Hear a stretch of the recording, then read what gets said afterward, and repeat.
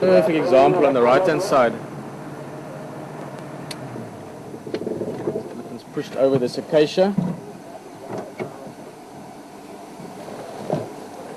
Obviously again to get to the roots. You can actually get a strong smell as we drove past here, which is obviously difficult to explain, but it's that very strong smell of nitrate essentially, which is that sort of root smell. If you ever walked out into your garden after it rained the night before, you sometimes get a sort of a wet earth tree root smell.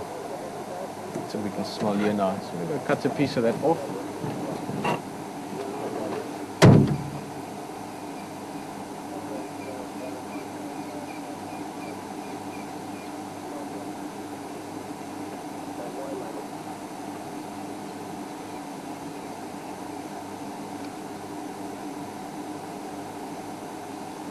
This is what they were essentially going for. Push the tree over enough to get some of the roots out. Because the soil is nice and wet, the roots would pull out. And get that very strong root smell from this, obviously. That's what they're eating. So the outside of the root obviously is a bit hard. The inside, that's your cambium layer. That's where a lot of the nutrients and water runs in between the roots and the tree itself at the top. Also going to try and do to see if I can get a nice long strand off this.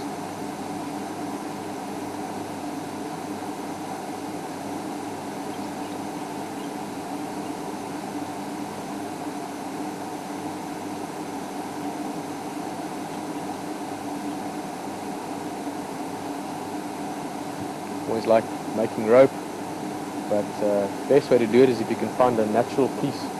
Natural, it's all natural I guess, but find a piece like this that the elephants have actually pulled off. Always feels a bit bad to have to go and take a piece of bark off a tree just for the sake of making rope, and we can buy rope so easily, but this would have been dried out and lost anyway. Sorry Rob, I'm moving around a lot. Let me show you one more. Basically all you're doing is taking that cambium layer that I mentioned, this inside, and just getting a strand of it, and then if you pull it, it just comes off in a long fibrous piece like that. Okay, so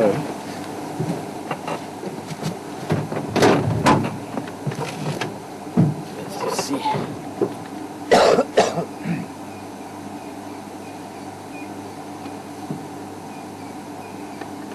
That's long pieces, which is very good.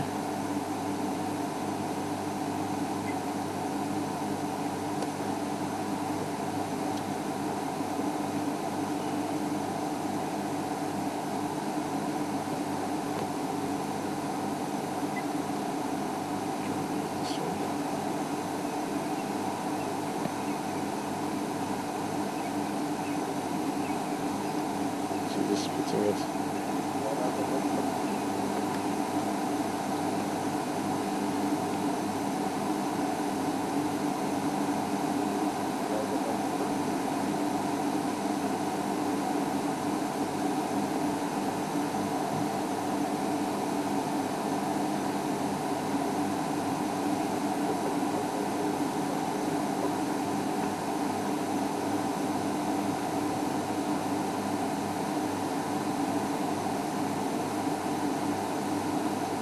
Now what's amazing is we spoke about different forms of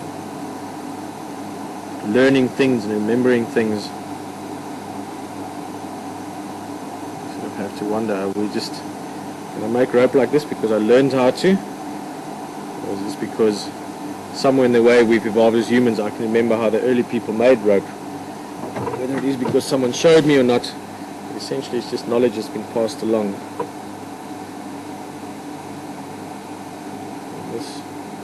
Pretty much one of the ways of making rope still. So if you go and buy a very expensive rope in a shop, to an extent it might have been made along very similar lines to this. If you had to go back a couple of thousand years, found some cavemen making a piece of rope to put on their bowstring, it would have been the same as well.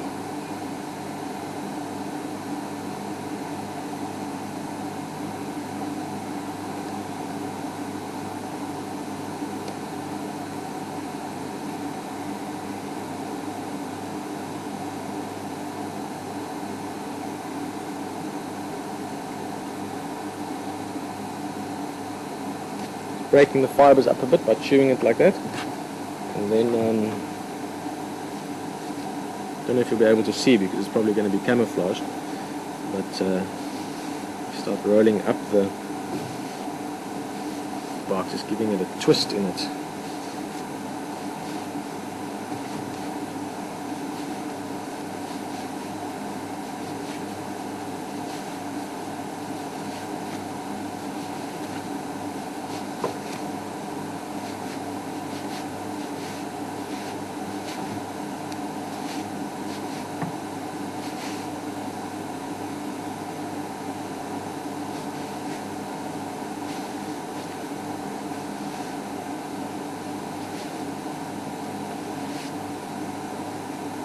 Quite a long piece this actually.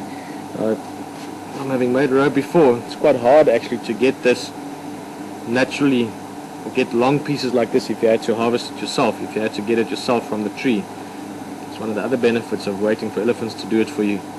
It's quite easy to get long big pieces.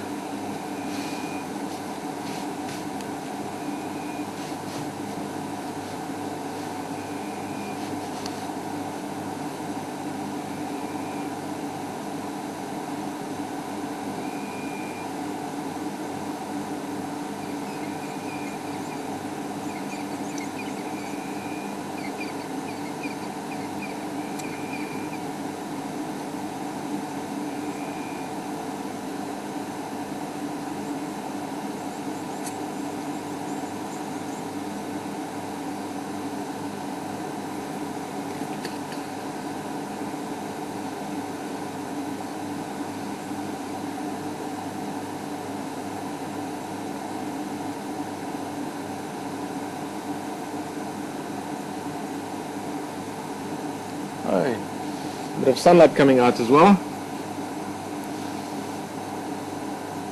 It's very stubborn, it doesn't want to start turning.